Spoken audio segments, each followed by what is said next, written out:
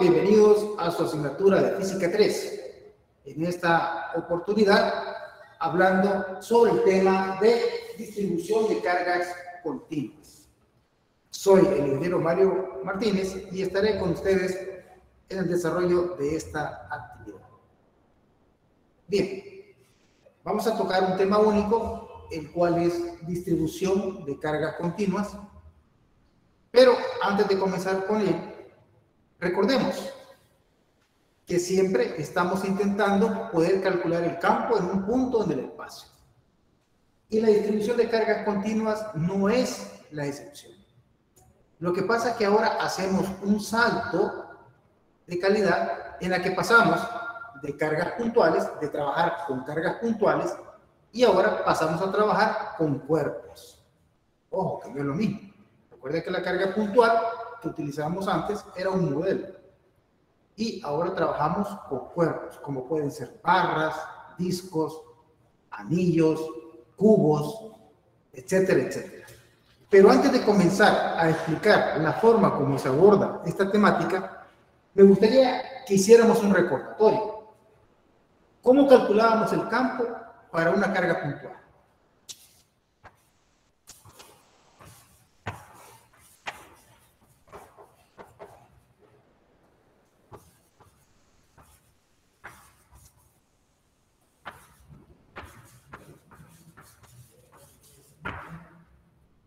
Casi siempre, y se recomendaba que se usara un pequeño esquema. Para el caso, una carga puntual con un signo positivo, eso es a conveniencia. A conveniencia de este momento. Y un punto en el espacio, un punto P. ¿Cómo calculábamos el campo aquí? A través de la expresión, era K sobre R cuadrado por un vector 1. Es decir, hay un vector de posición aquí. Y calculábamos el campo de esta manera. En esta expresión lográbamos determinar cómo el campo eléctrico era proporcional a la carga que llegaba al origen y era proporcional al inverso del cuadrado de la distancia, sin perder en ningún momento de que la notación del campo eléctrico es vectorial. De hecho, el campo eléctrico es un vector. ¿Cómo lo hacíamos para una configuración de cargas puntuales?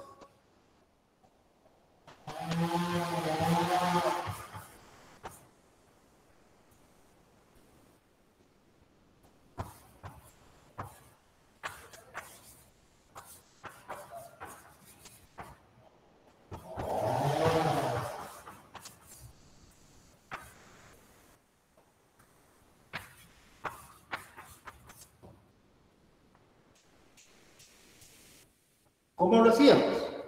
Hagamos el esquema.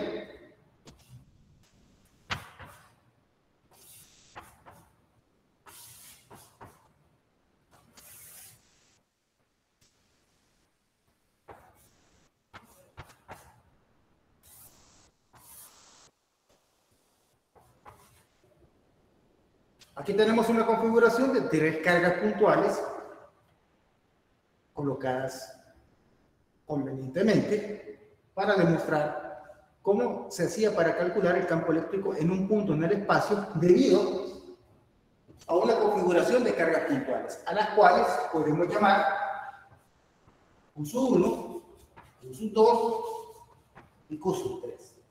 En este tipo de casos se decía que se podía aplicar el principio de superposición. ¿Qué significaba eso? Que podríamos encontrar por separado o por individual el campo eléctrico generado por cada una de las cargas en el punto P. Y al final, sumar el efecto de cada una de las cargas en P. ¿Sumarlas cómo? Vectorialmente. Porque recuerden, el campo eléctrico es un vector. En forma de diagrama, podemos decir entonces que la carga 1 produce en el punto P un campo eléctrico en dirección, aquí está la línea de acción, que sería el campo 1. La carga 2 produce un campo eléctrico en esta dirección, a lo cual llamamos E2, y la carga 3, de igual manera,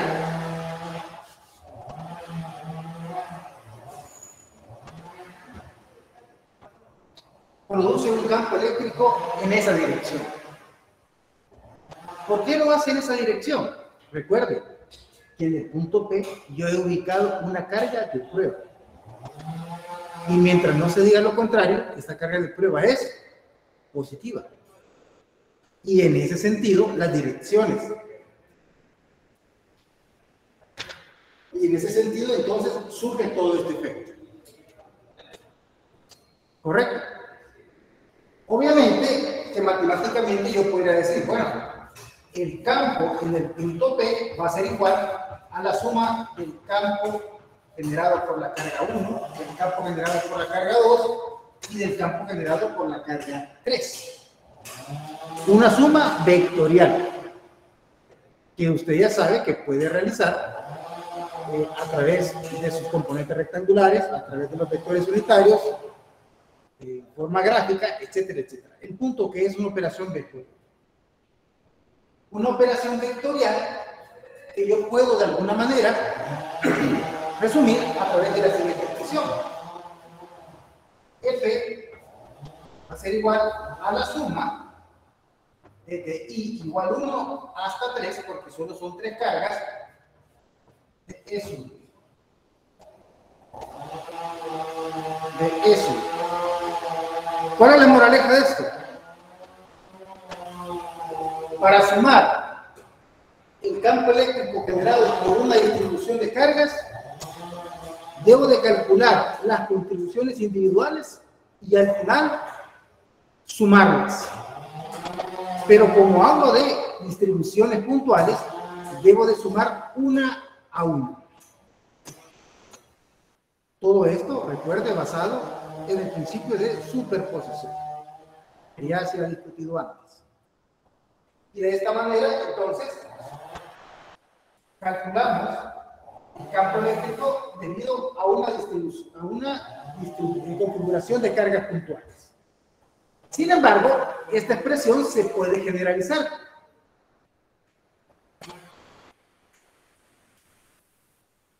Se puede generalizar y podemos decir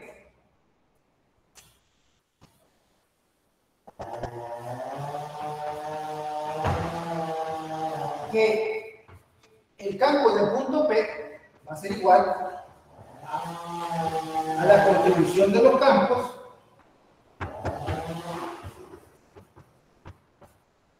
hasta E. ¿Qué estoy diciendo con esto? De que esta operación que acabo de realizar no es exclusiva para 3 cargas.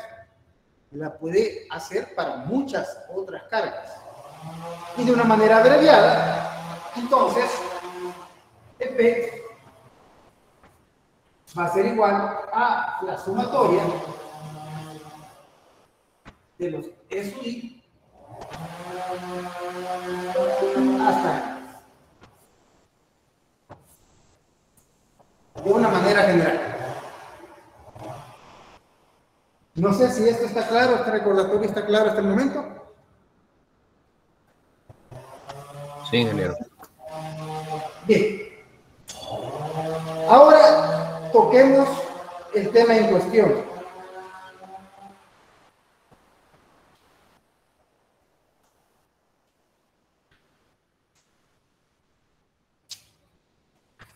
Para calcular el campo eléctrico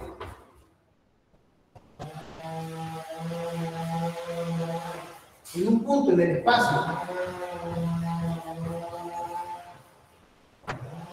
producido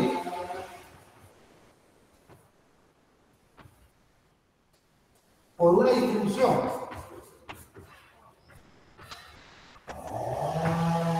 continua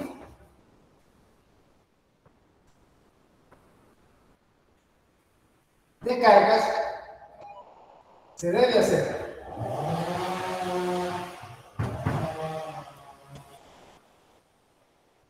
Quedémonos por acá. Se debe y nos pasamos para acá.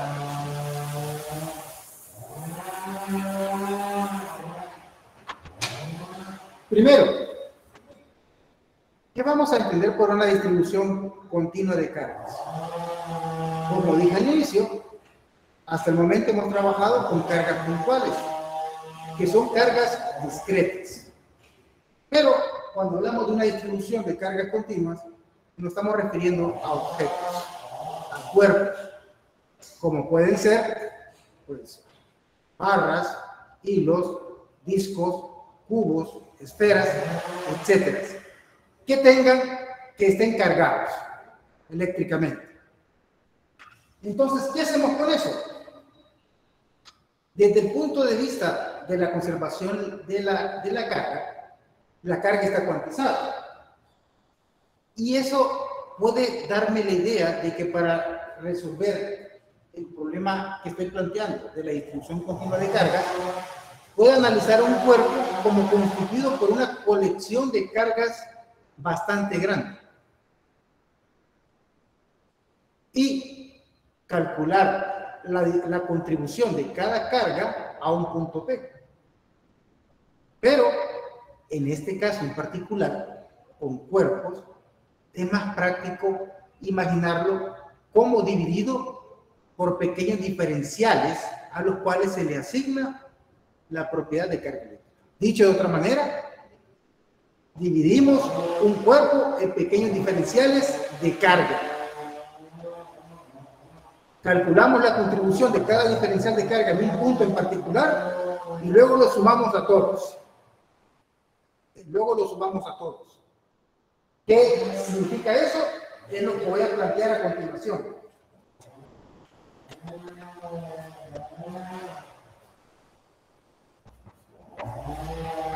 El campo eléctrico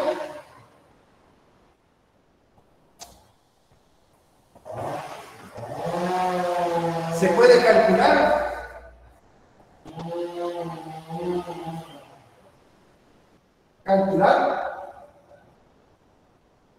al dividirse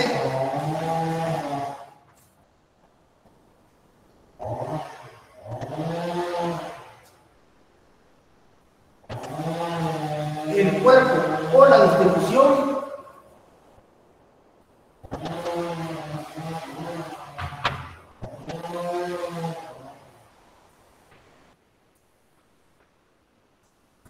en elementos infinitesimales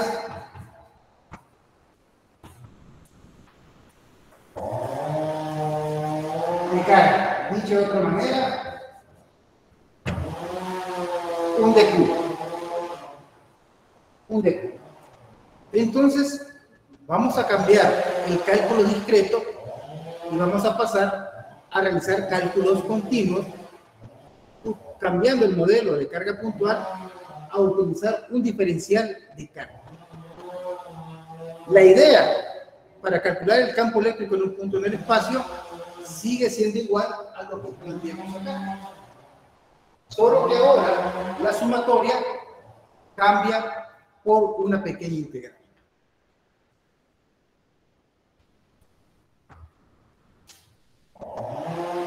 Luego,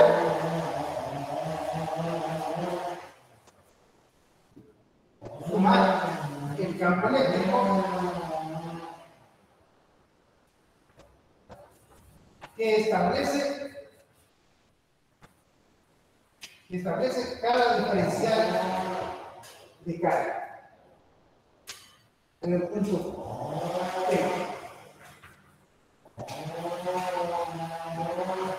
En el punto P. ¿Cómo podríamos analizar eso? Bueno, imaginemos que tenemos un cuerpo cargado a conveniencia positivo y me interesa saber el campo en un punto P. Entonces, de acuerdo al procedimiento que les estoy planteando, como es un cuerpo y tiene una distribución de carga continua, me resulta más fácil dividirlo en pequeñas diferenciales de carga. Así que, en base a las referencias, yo puedo escoger acá un pequeño diferencial de carga, al que le llamamos DC. Y ese pequeño diferencial de carga va a producir, de acuerdo a la teoría que ya estudiamos, en el punto P, un campo eléctrico, un diferencial de campo. Pero solo ese pequeño diferencial. Luego, ¿qué tenemos que hacer? Tenemos que hacer un barrido a todo el cuerpo para sumar la contribución de cada uno de los diferenciales. Y es ahí donde interviene lo que es la integración, para poder encontrar entonces el campo eléctrico en ese punto P. Dicho de otra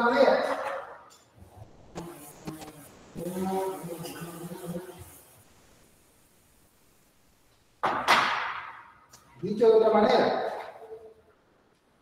el campo eléctrico en ese punto P en particular va a ser igual a la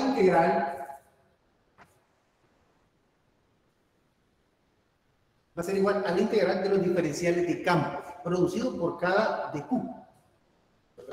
Sin embargo, esa expresión que vemos ahí es una expresión vectorial. Y hago el paréntesis. Esta expresión vectorial se puede ver entonces desde la siguiente perspectiva.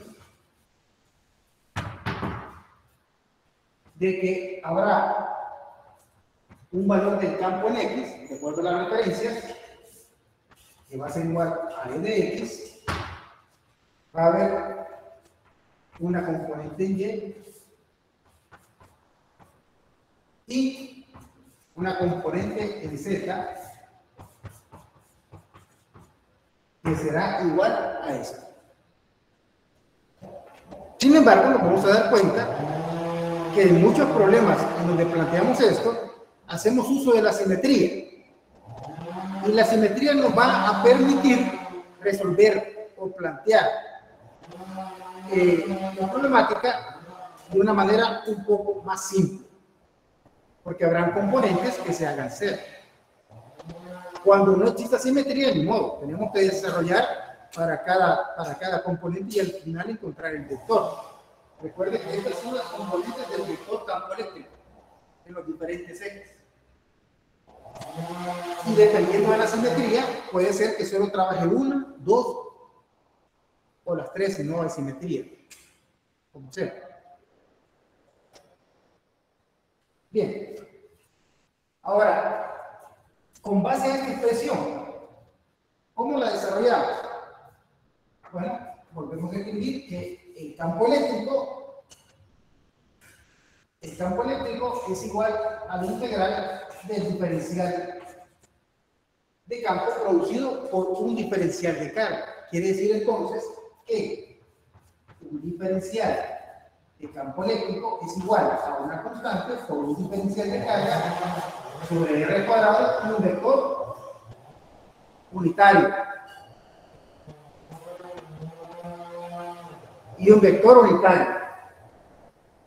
¿Verdad? Pero también recuerda que lo podemos trabajar con base a la magnitud. A la magnitud del vector. Pero esta es la expresión general. Y el de E está definido de esta manera.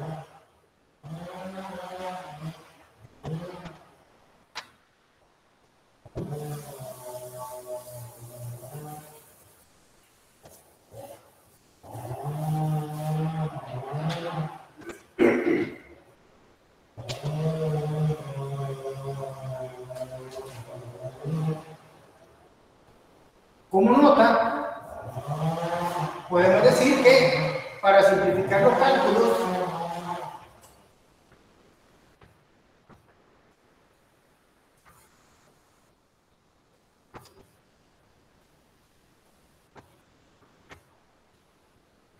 podemos aplicar la simetría.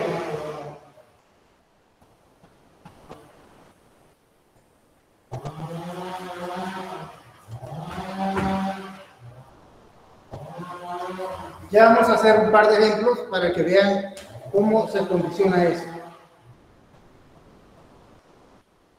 También hay que considerar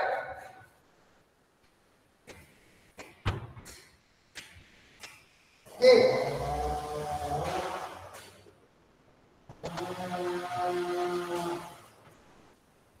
una distribución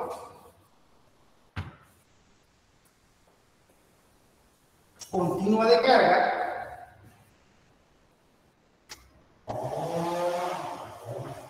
se describe por su densidad de carga.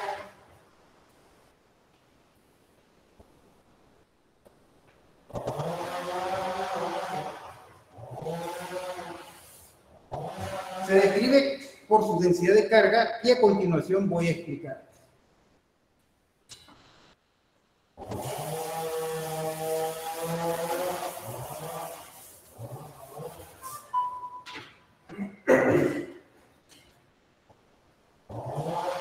Para el caso la distribución o el cuerpo en cuestión cargado sea lineal,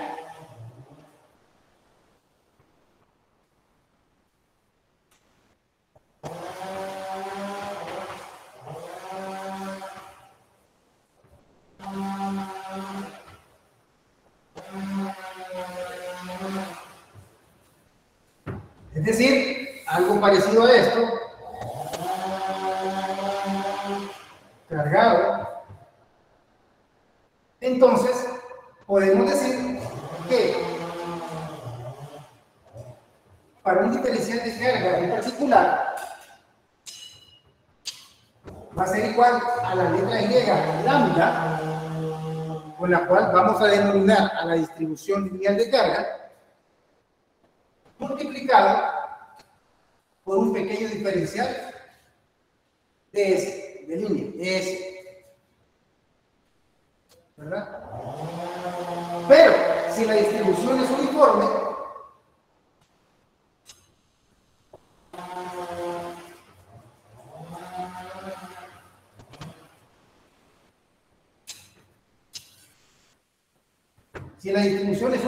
quiere decir que lambda es igual a la carga dividido por la longitud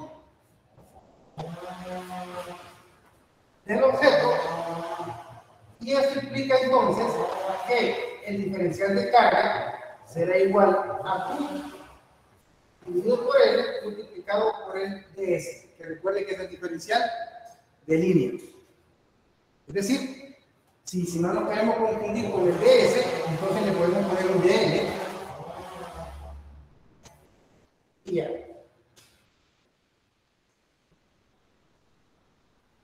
¿Qué significa esa densidad de carga lineal? Es quien me dice si la carga está uniformemente distribuida o no. Si el problema a tratar me dice que la carga está uniformemente distribuida, entonces yo utilizo esta expresión. Pero si el problema no me dice nada y en lugar de eso me da una función de cómo se distribuye la carga del objeto, entonces utilizo la expresión general. La expresión general. Eso ocurriría entonces para el caso de que el objeto pueda describirse como un filamento, como una línea de carga, como una barra delgada, etcétera, etcétera. Podemos ocupar entonces el criterio de una densidad lineal de carga.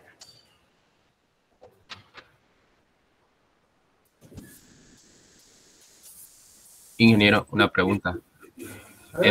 Sí, entonces, esas dos expresiones que acabamos de concluir son las expresiones de la densidad de carga. La densidad de carga lineal. Ah, ok. Una es general, la expresión general, y la que está abajo es cuando la distribución de carga en el objeto es uniforme. Ok. Es uniforme. Bien. ¿Qué pasaría entonces para una superficie cargada?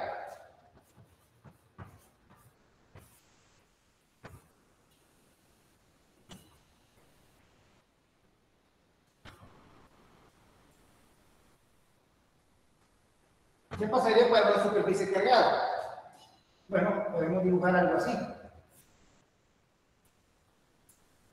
Y convenientemente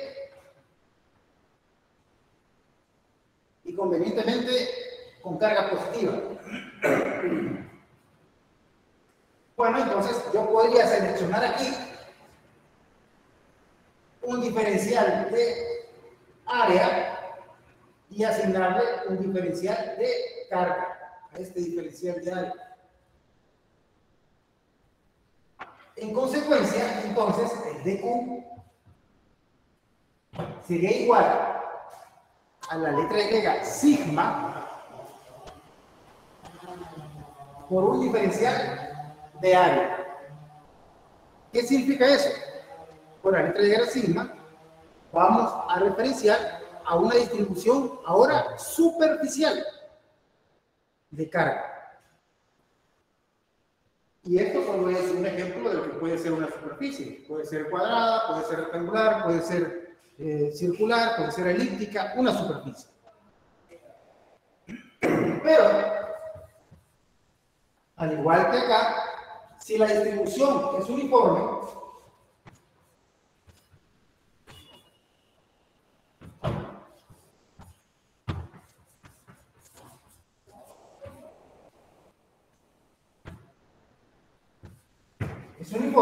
entonces sigma pasa a ser la carga por unidad de área. Y en consecuencia, el dQ va a ser igual a la carga por unidad del área por el diferencial de área.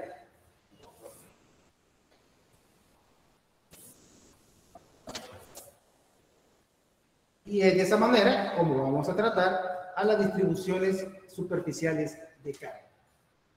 Si el problema me dice que tiene una distribución superficial uniforme, entonces puedo trabajar con la demás. Y vuelvo a repetir, ya vamos a hacer un ejemplo relacionado con eso.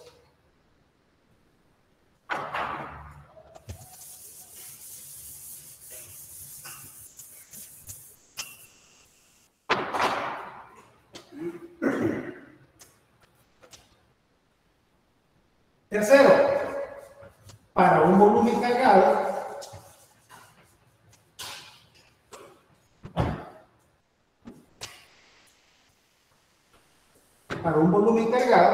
podría ser algo así. Entonces yo selecciono una porción de volumen, bueno, un diferencial de volumen, al cual le puedo asignar un diferencial de carga. En consecuencia, tendremos que el dQ va a ser igual a la letra Y, ρ, multiplicado por un diferencial de volumen. Pero, si la distribución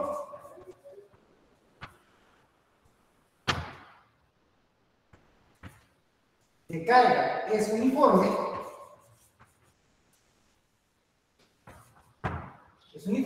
entonces ρ va a ser igual a la carga dividido por el volumen. Y esto va a implicar de que mi dQ sea igual a la carga dividido por el volumen por un diferencial de volumen.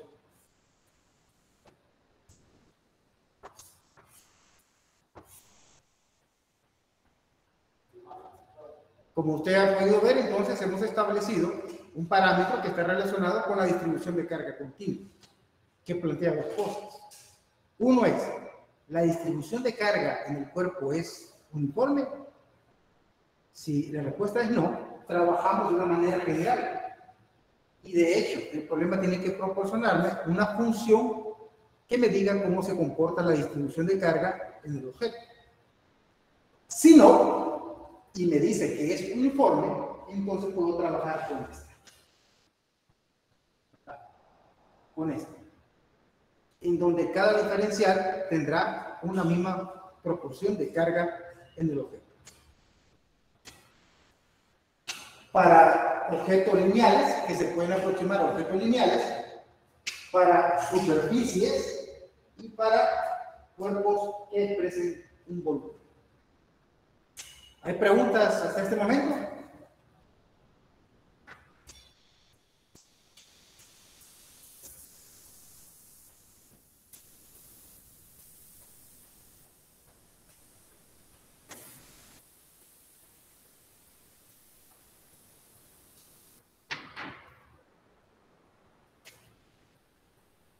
Bien, comencemos entonces planteando un pequeño caso, que sería el anillo de carga.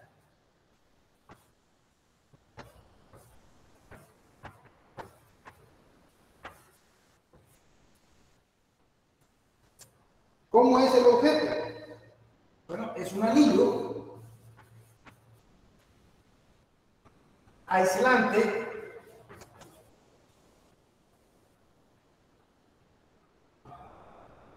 delgado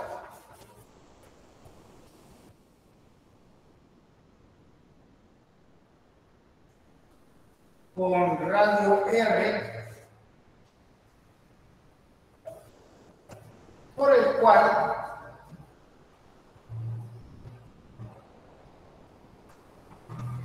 fluye una densidad lineal de carga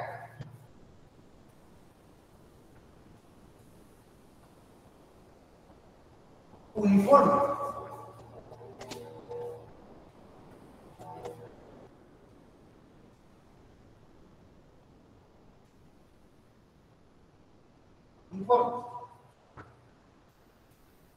Calcule el campo eléctrico en el punto P.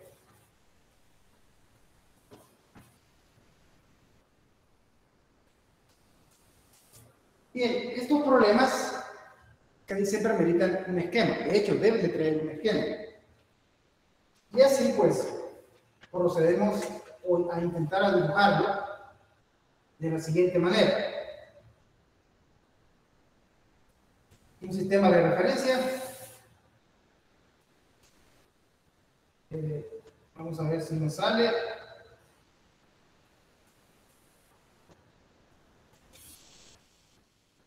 Y como dice que es un anillo delgado, voy a tratar de describirlo así. Este Z, es X, es Y, y este es X. Empezamos a armar lo que es el dibujo, siguiendo el enunciado, y decimos, bueno, el anillo tiene una densidad lineal de carga uniforme. Por lo tanto, podríamos esperar que esto sea igual a Q entre L. A Q entre L. También me dice que el anillo tiene un radio R. Aquí ve, un radio R. Y se me está pidiendo calcular el campo en este punto. En este punto. De acuerdo al procedimiento que se ha planteado, ¿qué es lo que tenemos que hacer? Primero es ver a ese anillo, ya que el problema lo dice, como un objeto lineal. El problema me está diciendo de que tiene una densidad lineal de carga uniforme. Por lo tanto, lo voy a describir con base a una densidad lineal de carga. Luego, puedo ver el objeto como constituido por pequeños diferenciales de carga.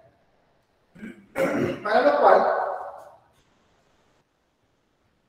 yo puedo tomar un diferencial aquí de carga y decir, este es un dQ. Este es un dQ. Pero ¿qué produce este dQ en el punto P? ¿Qué produce? Un campo eléctrico, pero un diferencial de campo, debido al diferencial de carga. Por lo tanto, siguiendo la técnica de que vimos antes de la línea de acción, acá voy a tener un campo eléctrico en esta dirección.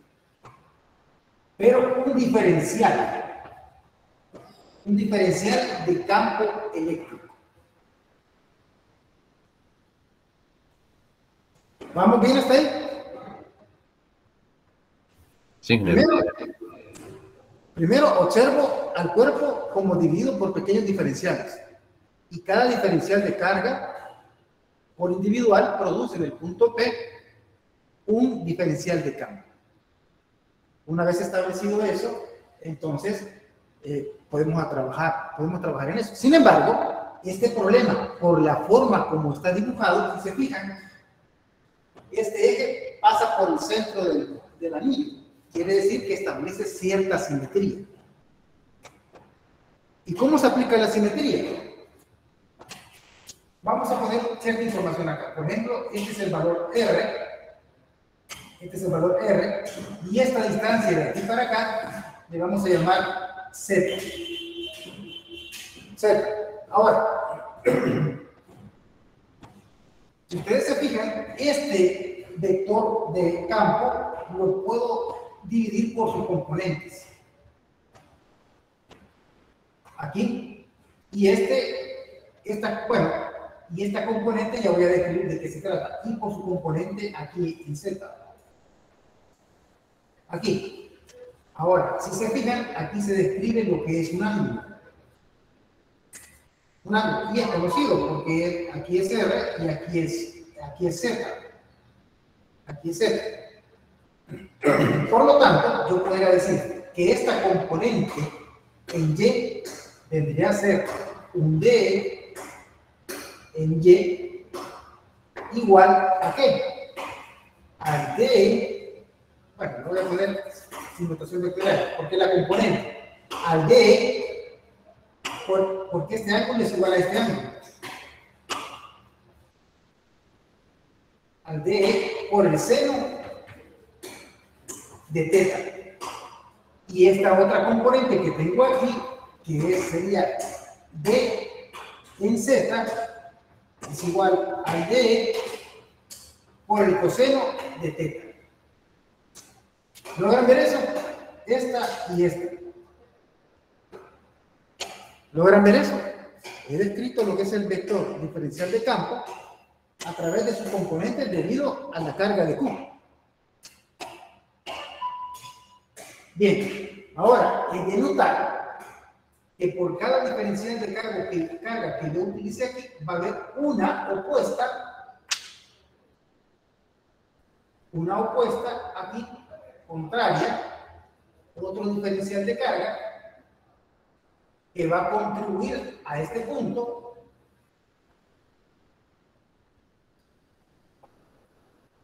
con un diferencial de en azul, y el cual voy a poder describir a través de sus componentes. Y aquí tenemos la otra. De tal manera que esta componente de aquí sea dy igual a b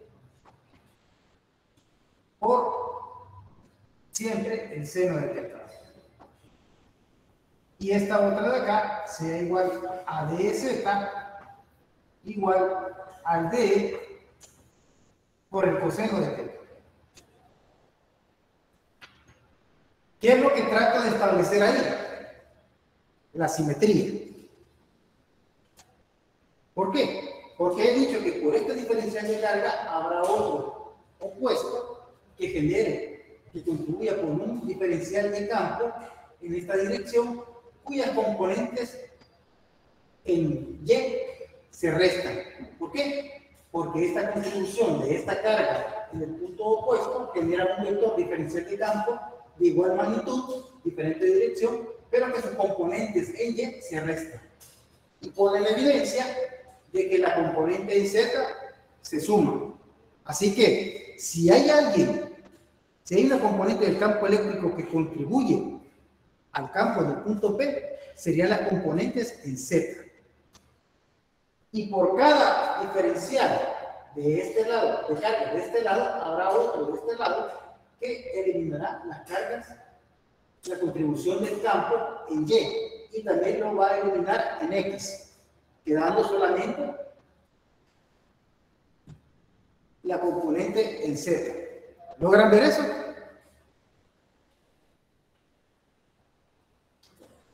Entonces las componentes en Y son las que se eliminan o se cancelan, digamos. Y la de X. Y solo queda la componente en Z. Dicho de otra manera, si lo pudiéramos ver en chiquito, por lo menos así de lado, aquí tendríamos el anillo, aquí tendríamos la referencia, el punto P, aquí tendríamos un diferencial de carga, y aquí tendríamos el otro diferencial de carga. Pero si se fijan, tendría que ser a la misma distancia de acá. ¿Se comprende eso? Ahora fíjense que este diferencial produce un vector en este sentido y este otro produce un vector en este sentido. En donde puede verse que las componentes en Y se suman. Este es un diferencial de E. Este se describe aquí. Y este sería aquí y esta otra componente estaría aquí. Por lo que observen que las componentes horizontales se complementan entre ellas, se anulan entre ellas. ¿Logran ver eso? Sí, no. Y es así para cada par de puntos que pertenece al anillo delgado. Y eso simplifica terriblemente el problema. ¿Se comprende eso? Porque eso es lo fundamental de este problema. Es que yo no logro ver muy bien la letra pequeña, entonces me cuesta entender por qué es que se cancelan en Y y en X. Esa letra que hizo en azul no la entiendo. Estas que están acá. Es casi como esta de aquí. Es casi como esta de aquí. Vamos a hacerlo aquí, ¿no?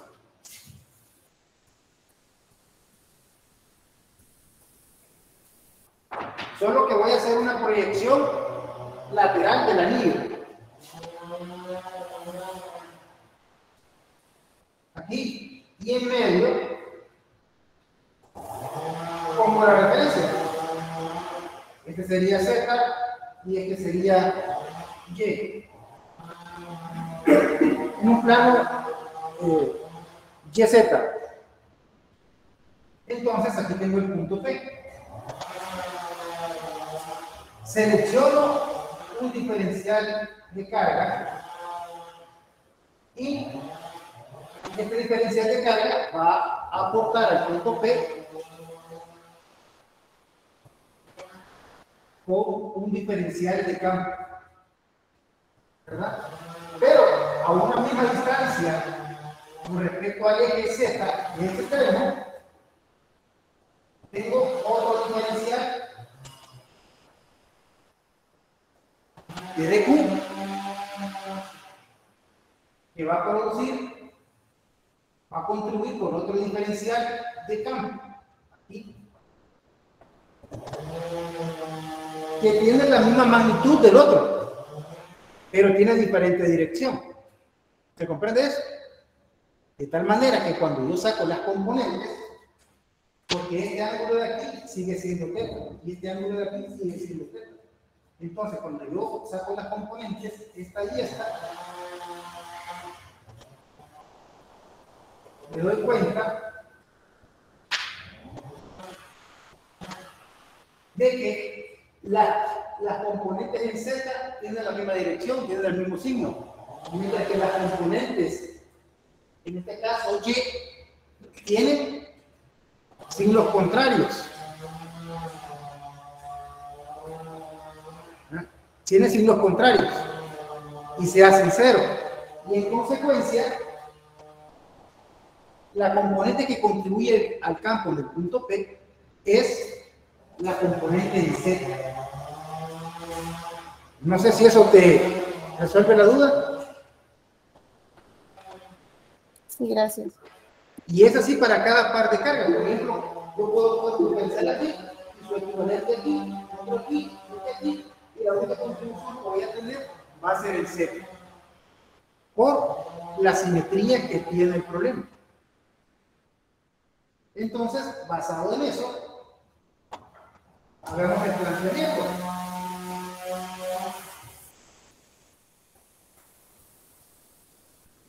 Hagamos el planteamiento. Que sería, de acuerdo a lo que hemos planteado aquí, que la única componente que contribuye al campo es el diferencial del campo en dirección Z. Y eso va a venir dado por K. Bueno, en términos más generales, tendría que ser D por el coseno de θ. Si lo reescribimos, esto va a ser igual a K por dq sobre R cuadrado por el coseno de θ. ¿Me va siguiendo aquí? Porque es la única componente que contribuye al campo en P, es la componente en Z. Y la componente en Z, ya lo habíamos puesto acá, es igual a D por el coseno de θ. Otro detalle que podemos sumar es el de Q, donde podemos decir que es igual a K por lambda por ds. Es decir, este que está aquí es un diferencial de línea. Aquí un diferencial de línea.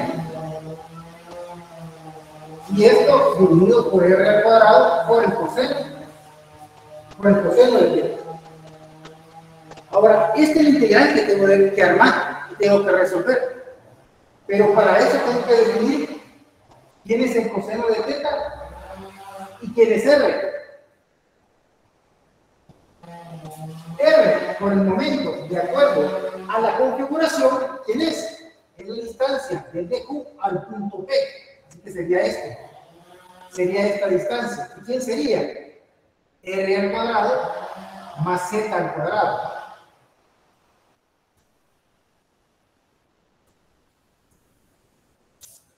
Y con eso tenemos definido a R. Pero, ¿quién sería el coseno de θ? ¿Quién sería el coseno de θ? R. Bueno, el coseno sería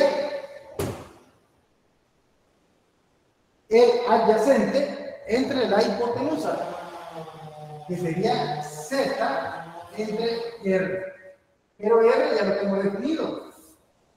Y que sería Z sobre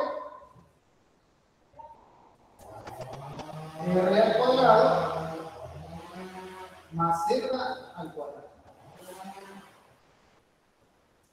Ya tengo definido entonces lo que es R y el coseno de θ. Y todo me queda en términos de R y Z, ya no en términos de θ.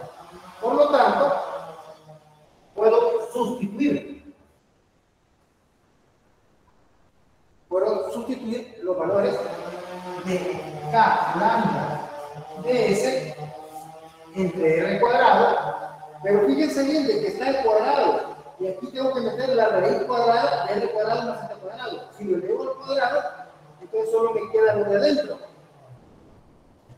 Y me quedaría entonces R al cuadrado más Z cuadrado, multiplicado por el coseno de θ, que sería Z,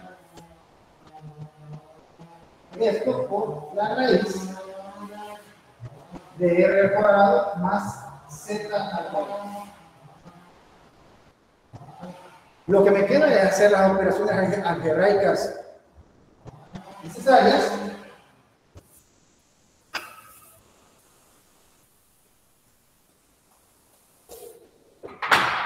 Con lo que el diferencial de EZ sería igual entonces acá por la densidad lineal por Z por ds sobre, si se fijan, son iguales, solo que este está elevado a la 1 y este a la 1,5. Por lo tanto, al multiplicarlo sumo los exponentes. Recuérdense que la raíz cuadrada es como tenerla elevada a 1,5. Por lo tanto, tendría R al cuadrado más Z al cuadrado, y esto a la 3,5. sería 1 más 1/2. Sería a la 3/2. No sé si vamos bien hasta ahí. Yo tengo una duda, ingeniero. En la segunda expresión, cuando pone el... No, arriba. En la segunda expresión, en esa columna, la segunda expresión, empezando de arriba. No, arriba del todo, al inicio, arriba de esa expresión, correcto. Ahí, a esa, correcto. Esa expresión viene de lo que habíamos visto de expresar el carácter vectorial del campo eléctrico. Esa, correcto. No, viene de que hemos hecho un análisis de simetría en el punto P, Ajá. de qué componente contribuye al campo. Correcto. Y entonces resulta que es la componente en Z, que son las que se suman. Las componentes en X y en Y se hacen 0. Ajá, correcto, eso lo entiendo. Entonces, la componente del diferencial de campo en Z es la única que contribuye al campo en el punto P. Entonces, esa componente es igual a esto que está aquí, el de E por el coseno de θ. ¿Y quién es este? Es la dirección Z, que pude haber puesto en la dirección K, expresándola por vectores unitarios. Pero no vale la pena porque toda la suma que voy a hacer está en dirección Z. Ajá. Así que al final yo puedo decir, bueno, la sumo como que si fuera una magnitud, un escalar, y al final digo, va hacia arriba el vector, o va en la dirección más Z, más K. No sé si entendéis eso. Sí. Ajá, pero entonces por eso es que pone el igual acá, que esa es la constante de Coulomb. Exacto, ese es el famoso 9 por 10 a la 9. Ajá. Entonces, esa expresión de K, diferencial de la carga por el coseno sobre el radio al cuadrado, o la distancia, creo que es. Entonces, esa es la expresión que habíamos visto antes, que habíamos dicho que el campo eléctrico era igual a eso, solo que con el vector. Era la componente del vector en la dirección K. Ajá, y esa componente entonces es la del coseno. Es la del coseno, pero la del coseno por dónde está el ángulo que utilizamos. Correcto. Por eso el coseno, por el ángulo que utilizamos. Ya. Esa, pues ahí me queda un poquito claro. Y de ahí la última pregunta es que, como usted dijo que las componentes en Z se sumaban, dijo, porque, o sea, no se cancelaban. No, eso está claro. Entonces, pero si se suman, no se tendría que poner 2 veces, digamos, o solo se toma una vez, porque van en la misma dirección. No lo he puesto. Bueno, tú sabes que estás viendo la parte de integración. Entonces, tome en cuenta de que puedo ocupar la simetría y solo integrar la mitad y multiplicar por 2, o integro todo. Ok. ¿Verdad? Y hasta este momento estamos orientados a integrarlo todo. Ya. ¿Verdad? Porque si no, tendría que trabajar con la mitad. Porque lo mismo, la contribución que da aquí es la misma contribución que da aquí. Pero ahorita lo estoy trabajando como para integrar todo. Ok. Ya, en eso me había perdido porque por eso no entendía ahí eso. Pero puedes aplicar esa simetría también. Pero ahorita yo lo voy a aplicar así como, porque no he delimitado el objeto. No lo he delimitado. Ya. Llegamos entonces a que contribuye es la componente del diferencial de campo en dirección C. Y no hemos dicho que vamos a usarla, a integrar la mitad del anillo. No, todavía no. Solo estamos trabajando la componente de una contribución de carga, de este de Q y este vector. Porque ya establecí que hay simetría y solo esa componente contribuye. Ahora, a partir de ahí, ¿qué hacemos? Nada más integrar. Así que si yo integro aquí y aquí, esto me quedaría, saco las constantes que no tienen nada que ver. Z, saco R al cuadrado más Z al cuadrado y me queda la integral de 3 medios. 3 medios. Y me queda la integral de ds. Ahora sí, te puedo establecer los límites. ¿Y cuáles son los límites? Bueno, que voy a integrar de 0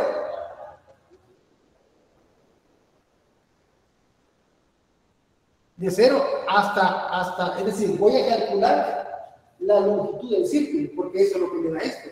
La integral de línea de un círculo, ¿a qué es igual? Esta es 2πr. Y 2πr. Y en consecuencia, tengo de que este es igual a k lambda z, y aquí r cuadrado más z cuadrado, 3 medios, por 2pi por r. Pero ¿quién es 2pi por r? Es la longitud de la circunferencia del anillo. ¿Verdad que sí? ¿Y qué pasa si lo multiplico por esto? Esto me da. Si yo multiplico lambda por L, ¿qué es lo que me da? Me da la carga.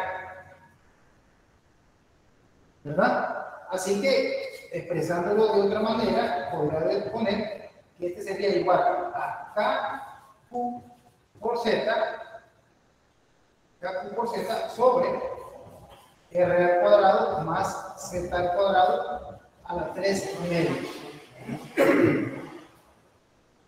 Y esta sería la expresión a la que llegaríamos correspondiente al anillo cargado. Al anillo cargado.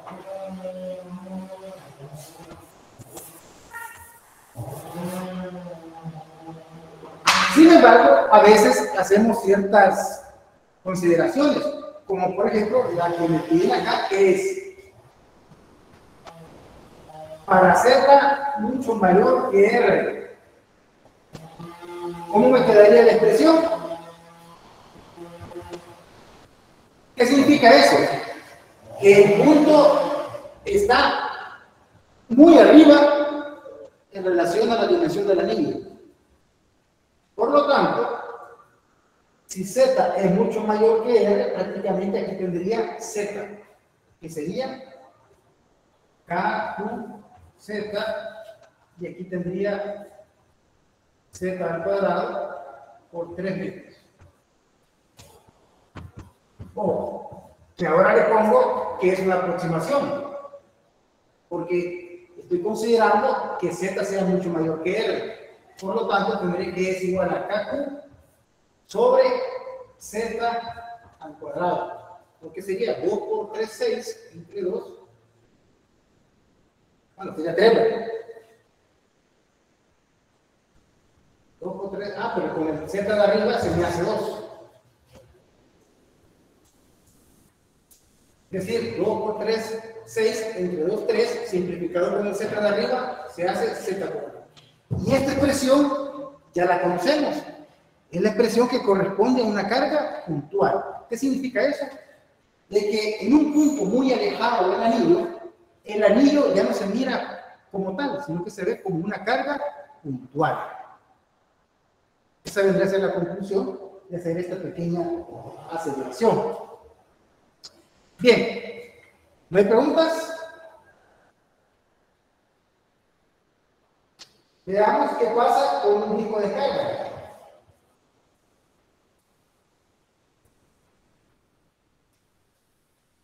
¿Qué pasa con un disco de carga? En este caso, un disco plástico.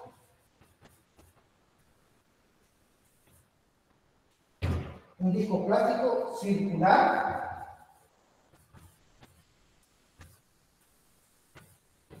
De radio R.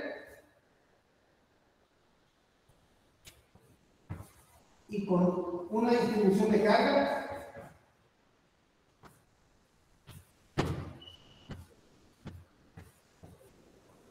superficial uniforme.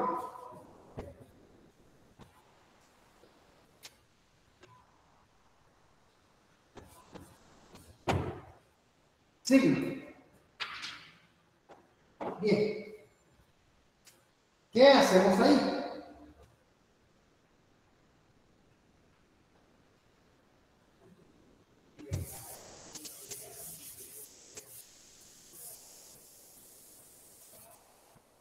Bien, para eso vamos a poner nuestras referencias y vamos a intentar dibujar un disco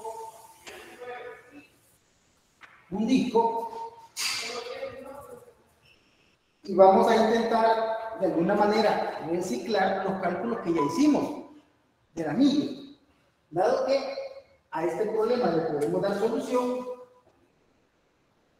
considerando lo siguiente, que sería Y y que sería X. Que aquí adentro tengo un anillo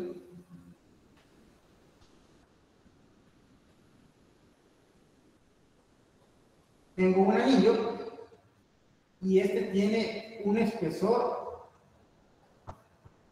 de W, pero está a un valor del centro de W. Quiere decir ahora que el radio sería W y tiene un espesor de W. Acá entonces tenemos un punto en el cual me interesa conocer el valor del campo eléctrico. Pero aquí, si hay un dW, tiene que haber un dQ. Y este dQ produce en este punto P un diferencial de campo. Y obviamente, aquí un ángulo. Este será Z, ya sabemos que este es W, y este es un valor de R, que es la distancia entre el diferencial de carga y el punto. Como pueden ver, es bastante similar al anterior, solo que en este tenemos que hacer un barrido infinitesimal de anillos. Es decir, tenemos que integrar desde W igual a 0, que está aquí, hasta W, que correspondería al radio del disco. Porque también tiene un radio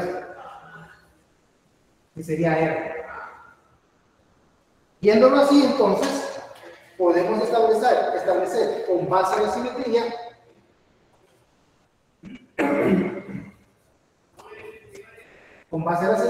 lo siguiente.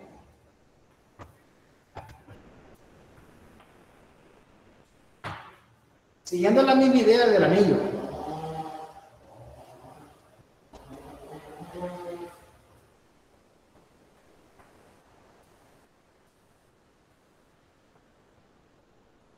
Por la simetría sabemos de que las contribuciones del campo a través de sus componentes en Y y en X es igual a 0. Por lo tanto, la única componente que contribuye es la de 0. Y este es igual a D por el coseno de T. Recuerden que vamos a tomar como base lo que es el cálculo anterior, porque ya conocemos el campo con el que contribuye un anillo. Ahora vamos a sumar todos los anillos que se puedan generar en esta superficie. Entonces, la idea sigue siendo la misma. El diferencial de campo en Z que contribuye es DE por el coseno de teta, que sería esta.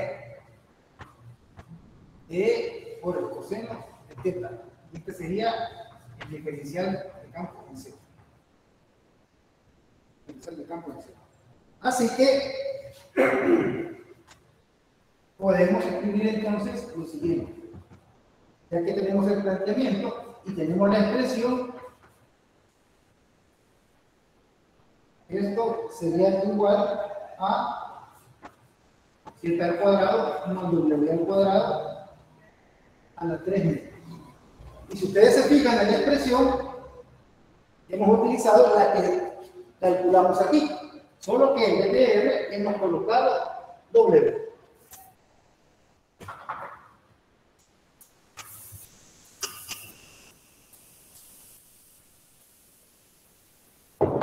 Hemos colocado W. Desarrollando un poco esto, llegamos entonces a que esto es igual a KZ por sigma de A. El diferencial de carga es igual a esto. Y aquí me quedaría Z al cuadrado más W al cuadrado a la 3 menos. A la 3 menos. Y esto va a ser igual a K por Z por sigma, pero ¿qué es igual el diferencial de área? El diferencial de área es el área de este anillo. El diferencial de área. ¿Pero a qué es igual? Es igual a esta longitud por el espesor. Quiere decir entonces que sería igual a 2pi W por el diferencial W y esto dividido por Z al cuadrado más W al cuadrado a la 3 metros. A la 3 metros. Bien, entonces, si ordenamos un poco esto, llegamos a establecer de que EZ, integrando a ambos lados, EZ va a ser igual a K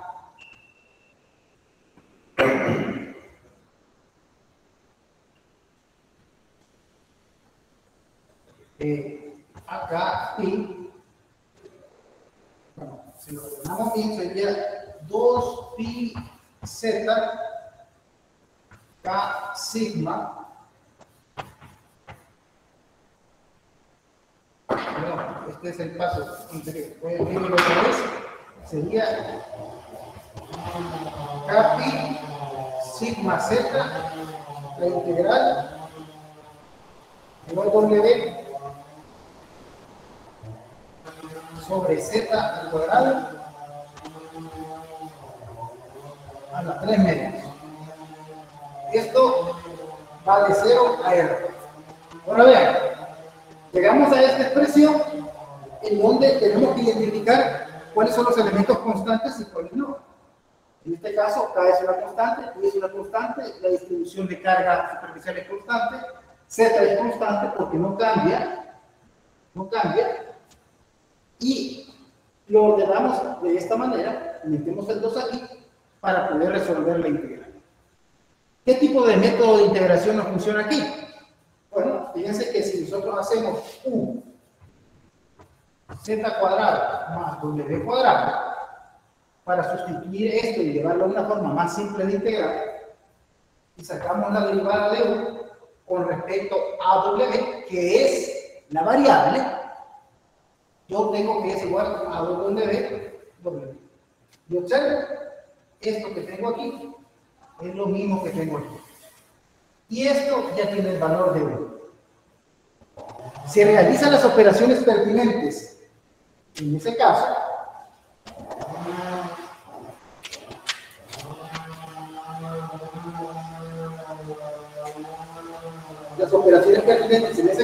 va a llegar al valor de que EZ es igual a menos 2K pi sigma Z sobre Z al cuadrado más R al cuadrado a la 1 medio y evaluada de 0 a R.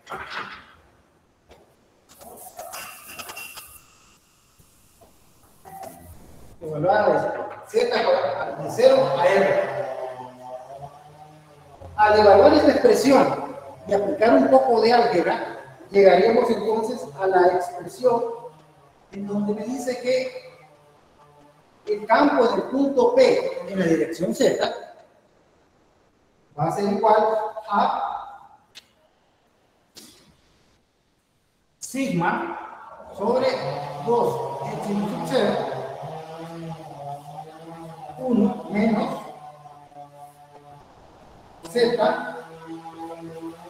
Z cuadrado más R cuadrado a la 1 medio.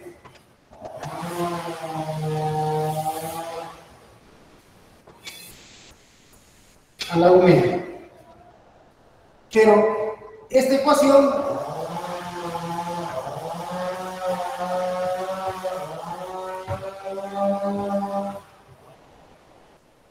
es válida para Z mayor que 0. Ojo con eso. Esa ecuación es válida para Z mayor que 0 porque no podemos entrar al anillo. Ahora, dentro de las consideraciones, si R es mucho mayor que Z, ¿qué significa eso? Si el área del anillo es mucho más grande que la distancia respecto al punto P que tenemos acá, entonces el campo en Z se convierte en sigma sobre 2 epsilon sub Z,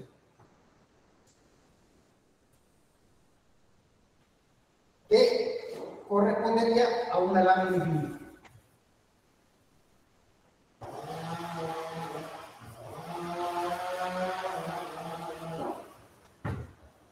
Una lámina infinita de esto. Bien, como pueden ver, he obviado muchos pasos intermedios por cuestión de tiempo. Por cuestión de tiempo. Dado que el desarrollo integral amerita cierto involucramiento y un montón de manejo algebraico. Bien. Ahora vamos al último caso.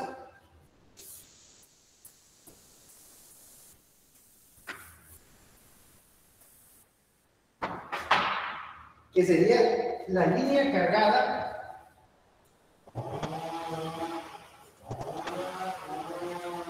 infinita.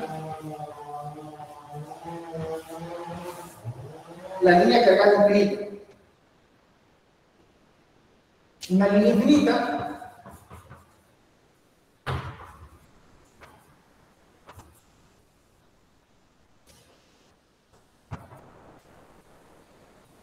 de carga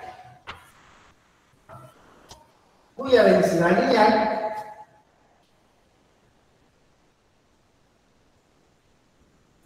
es uniforme. Y se me pide entonces calcular el campo eléctrico en el punto P. Y para eso hacemos nuevamente nuestro sistema de referencia. Ponemos así. Y colocamos Z, colocamos y aquí sale Z. Y tendríamos aquí, pues entonces, nuestra línea de carga que convenientemente le ponemos signo positivo. Recuerden que esta línea sigue hacia más cerca, hacia los infinitos y menos infinitos. Bien. ¿Qué hacemos ahí? ¿Qué hacemos ahí? Bueno, en un punto P.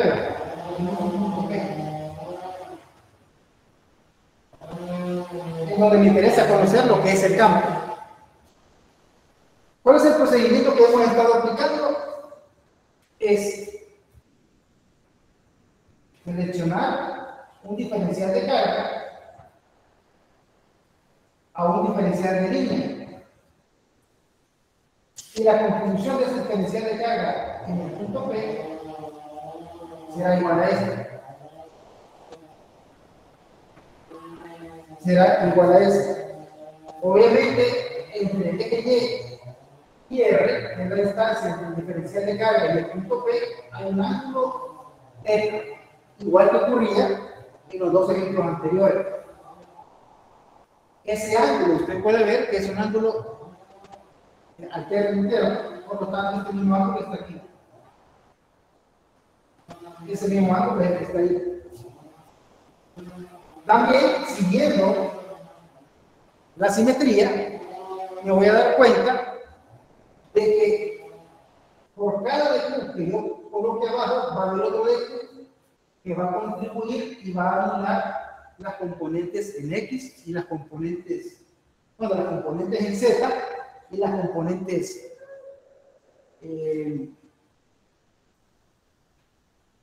bueno, aquí les puse que era X. Esta es las componentes en Z y las componentes en X. Por lo tanto, la única componente del vector campo eléctrico que contribuye aquí o se suma es la componente en la dirección Y, que sería, ¿cómo pareciera esto? Entonces sería la componente en Y sería igual a la componente E por el coseno de θ. Eso es por cuestiones de simetría, ¿verdad? Yo los invito a que lo analicen un poco más despacio, cada quien en su casa, y consideren que por cada dq que yo ponga aquí abajo, va a haber otro dq aquí, a la misma distancia, que va a poner un vector de esta dirección, en donde las componentes en z se van a anular y las componentes en x se van a anular, dejando únicamente para ese punto, únicamente la componente en Y.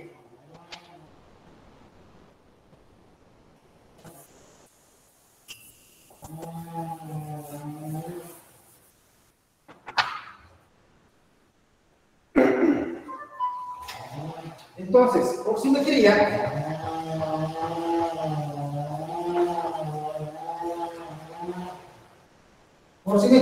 tenemos de que la única componente que aporta es la componente en Y, y esto me quedaría así. Eso me quedaría de esta manera. Pero yo ya sé quién es D y puedo obtener el valor del coseno. Por lo tanto, D es igual a K de Q por R cuadrado, y esto es igual a K de L, y abajo pues me quedaría R, que sería, esta que vamos a llamar Z, esta Y, sería Y cuadrado más Z al cuadrado. Fíjense que no le he puesto al cuadrado porque esta es una raíz cuadrada. La raíz cuadrada de algo al cuadrado, entonces el argumento sale del radical. El radical sale y queda Y cuadrado más Z cuadrado. Así puedo escribir la componente del diferencial del campo de dirección Y igual a K lambda de Z por Y cuadrado más Z cuadrado multiplicado por el coseno de θ. Pero observen que Z y θ no son independientes.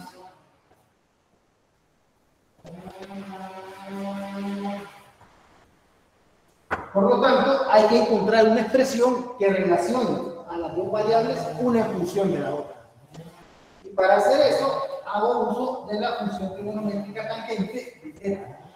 ¿Y quién será la tangente de θ? Aquí tenemos a θ, sería Z entre Y.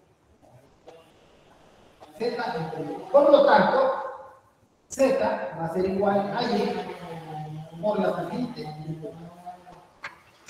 Y en consecuencia, la derivada de Z va a ser igual a Y por la secante cuadrada de θ de θ.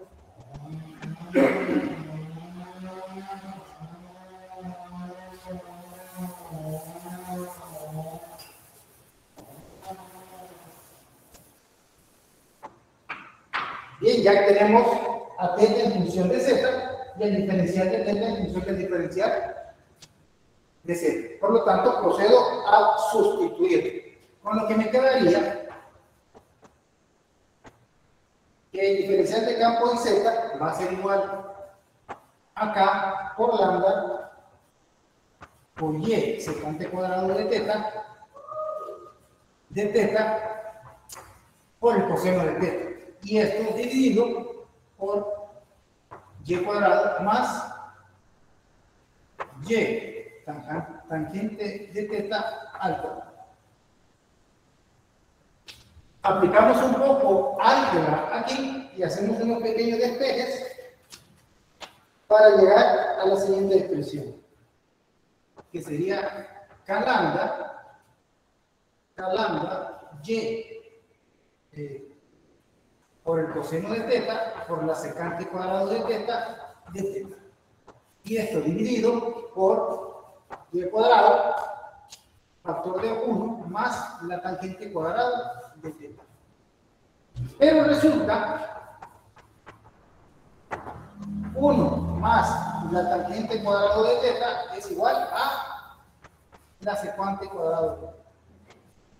Por lo tanto, esto que yo tengo aquí se simplifica con lo que tengo aquí. Y el resultado sería que la componente de campo en la dirección Y sería entonces igual a K lambda Y por el coseno de θ. Y esto sobre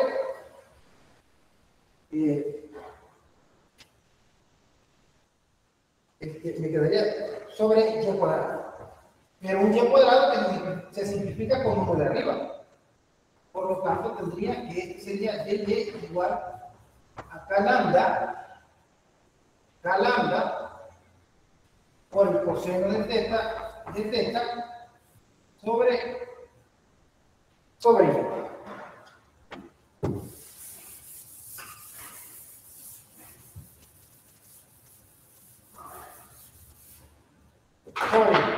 Obviamente hemos llegado a la parte en la que tenemos que integrar.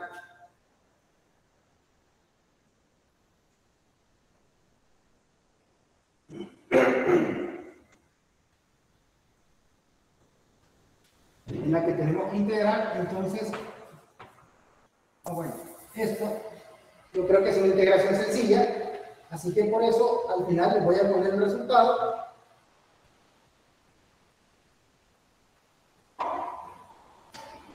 Que sería que Y es igual a 2K lambda sobre Y. ¿Verdad? Bueno, aquí falta tal vez un paso intermedio que sería igual al seno de θ evaluado de 0 a pi de x, en donde el campo al final va a ser igual a 2 por K por Y sobre Y. Pero expresado desarrollando la constante, me quedaría que sería 2Y, pero este es lambda. Me quedaría que sería 2 lambda sobre 4 pi epsilon sub 0 por Y.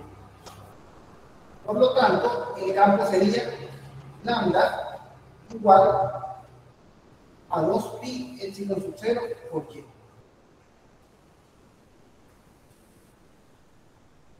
Haciendo referencia de que esta expresión tiene una simetría cilíndrica.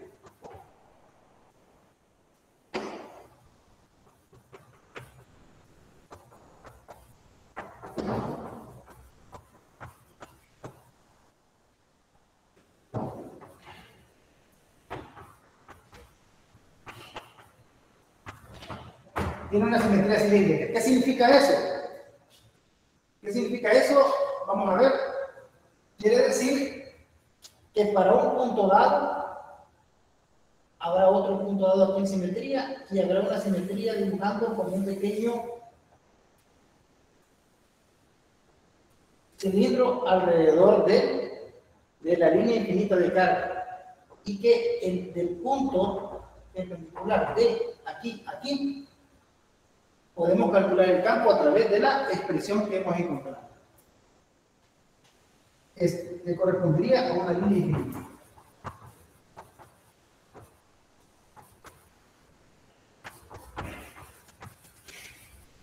Una línea infinita de carga.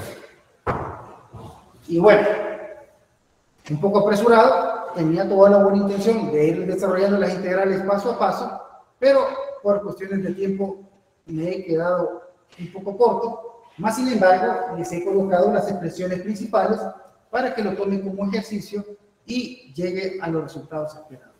Pero más que llegar a los resultados esperados, es también darle la interpretación. Esto, ¿qué significa eso? Bueno, aparte de eso, podemos hacer referencia a lo siguiente. tenemos una línea cargada y queremos calcular el campo en un punto P. Bueno, entonces lo que tengo que hacer es calcular esta R, averiguar cuál es la carga de esto, o la densidad lineal de carga, conforme me lo solicita esto, y calculo el punto aquí. ¿Cómo se indica? Que sería lambda sobre 2pi epsilon sub 0 por R. ¿Verdad? Porque esto tiene una distribución así de alrededor de la línea cargada hay campo eléctrico. Hay que verlo de una manera volumétrica.